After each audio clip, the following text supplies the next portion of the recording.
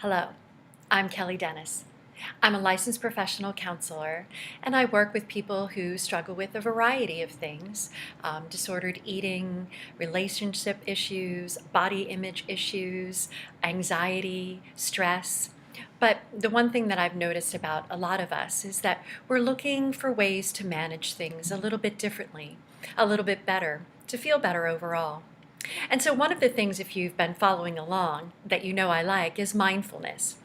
And so I've embarked on creating several YouTube videos about mindfulness, and there's some guided imagery and relaxation too.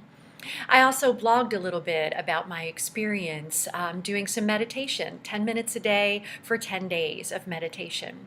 And so I really like to try new things and explore new things, and I thought I would share that with you. Some time ago, I became aware of EFT. It's called the Emotional Freedom Technique, or some people call it energy tapping. And I became aware of it as I had several clients many years ago who were struggling with chronic pain. And so it became a way for them to manage their chronic pain, and they found it very successful, and they really enjoyed it. And a couple of years ago, I had an injury, and I too now struggle with chronic pain. And so I have been doing some of the EFT, exploring different ways of doing it to see if I notice any difference or any relief. So I began blogging about that as well, and thought I would share it on YouTube.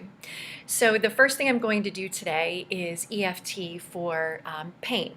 Now, over the years, EFT has been modified for also emotional pain, or difficult beliefs, core beliefs that are negative and limiting us in some way.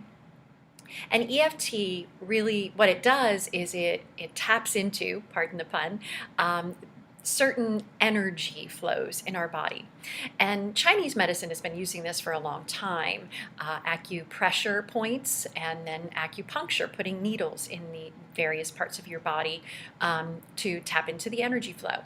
And so EFT does that by tapping in these general ways in this energy flow.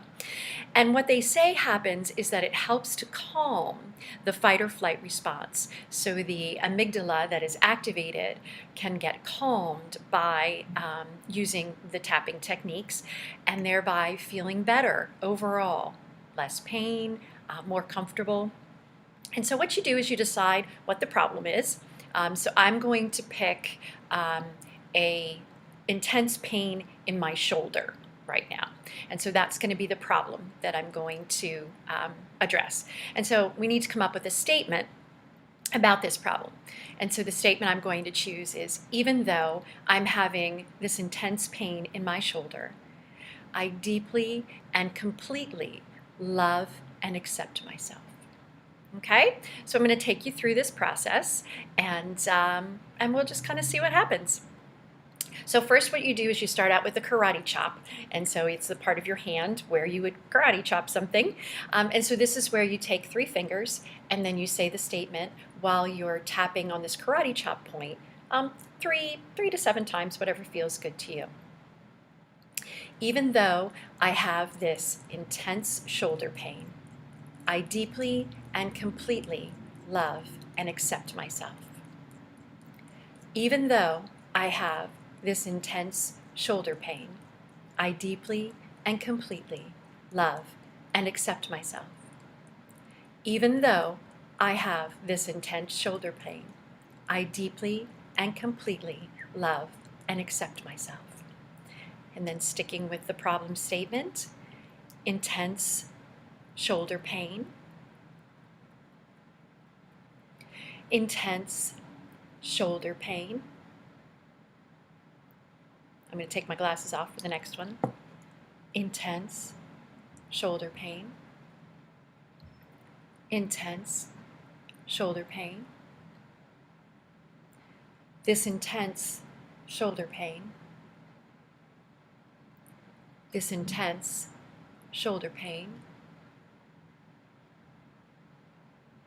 this intense shoulder pain, this intense shoulder pain. Then I'm going to take a nice deep breath and let it out. and see if the shoulder pain has changed at all. So sometimes what I'll do is I'll rate the intensity of the pain to start on a scale of 1 to 10. And probably I'd say today the intense shoulder pain was about an 8 before I did the tapping. And so now it's probably about a 6. So it's still there. So I do the process again. I just change my statement a little bit. Even though I'm still experiencing some of this shoulder pain, I deeply and completely love and accept myself. Even though I'm still experiencing some of this shoulder pain, I deeply and completely love and accept myself. Even though I'm still experiencing some of this shoulder pain, I deeply and completely accept and love myself. Still some shoulder pain. Still some shoulder pain.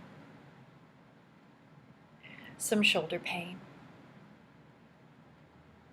Some shoulder pain. Shoulder pain. Shoulder pain. Still some shoulder pain. Still some shoulder pain.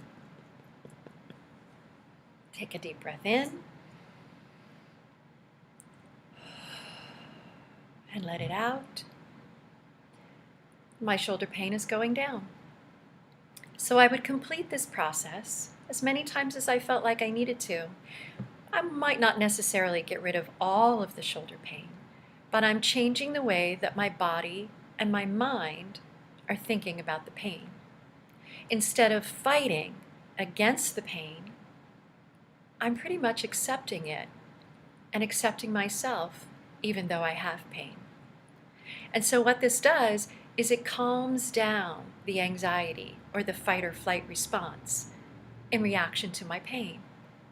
And it's kind of letting my mind know that even though I'm feeling pain right now, I'm really okay.